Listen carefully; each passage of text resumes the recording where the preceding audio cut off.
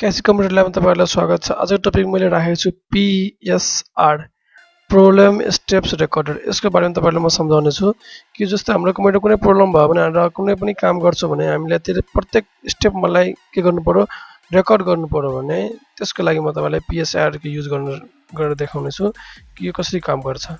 तपाईँलाई windows Ki plus are गर्नु हैन, अनि रन खोल्छ, अनि पिएसआर गर्नु, लेख्नु यहाँ, अनि इन्टर गर्नु। इन्टर गर्ने बित्तिकै तपाईँले यहाँ पिएसआर प्रब्लम स्टेप्स रेकर्डर एउटा सफ्टवेयर खोल्छ। यो जुन फाइल छ यो माइक्रोसफ्ट अफिसको हुन्छ। यसले के गर्नु, तपाईँहरूले यहाँ स्टार्ट रेकर्ड गर्नुहुन्छ भने रेकर्डिङ स्टार्ट हुन्छ। तपाईँहरूले म एउटा सिम्पल एउटा तपाईँहरूले यसको सेटिङ देखाउनुहुन्छ। यहाँ जानु, सेटिङमा क्लिक गर्नु।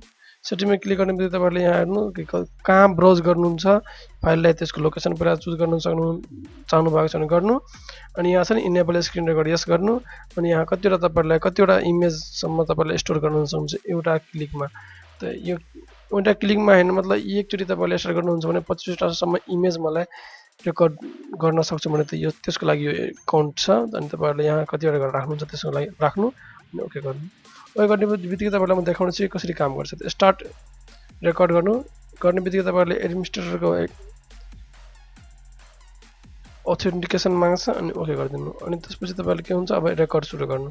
जस्तै म अब कुनै काम गर्छु, जस्तै माई कम्प्युटर खोलेँ। माई कम्प्युटर खोल्ने बित्तिकै यो एउटा इमेज रेकर्ड भइहाल्यो। जस्तै म भिडियो खोलेँ, सेयर खोलेँ, अनि जति म क्लिक गर्छु यहाँ सबै रेकर्ड हुन्छ। जस्तै मलाई यो छ, मैले यसलाई क्लिक गरेँ, यो पनि एउटा छुट्टै इमेज बनिसक्यो हैन। अनि म यहाँ स्टार्ट मेनुमा गएँ, यति जुन छ नि यो एउटा छुट्टै इमेज बनिसक्यो।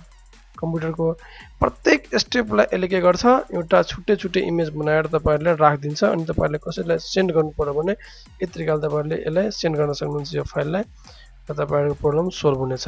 यसलाई भन्छ प्रब्लम स्टेप्स रेकर्डर। तपाईँहरूलाई थाहा थिएन भने यो धेरै राम्रो इन्फर्मेसन हो, तपाईँहरूले भोलि काम लाग्न सक्छ।